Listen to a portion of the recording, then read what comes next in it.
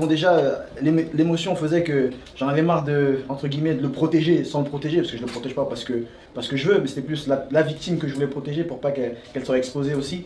Et puis je me suis dit non, c'est le bon moment pour enfin que les gens comprennent pourquoi je suis parti de cette salle, pourquoi je n'aime pas cette personne.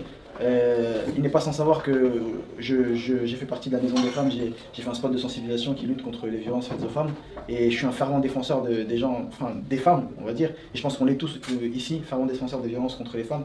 C'est quelque chose qui est vraiment insensé, et je tenais vraiment à ce que les gens sachent quel était mon deuxième combat, c'était vraiment ça. Et finalement mon premier combat, parce que comme je l'ai dit, moi c'est pas Jordan que je combats, j'ai dit il faut changer l'affiche, c'est Fernand Lopez que je combats. Et voilà pourquoi j'ai tenu à ce que les gens sachent à ce moment-là, c'est ça que je mets KO, ce sont les violences faites aux femmes, c'est ça que je mets KO. C'est celui qui frappait sa femme quand j'étais dans sa salle, et voilà la raison pour laquelle j'ai quitté cette salle. C'est quelque chose que tu as vu? C'est quelque chose que j'ai vécu au téléphone en live.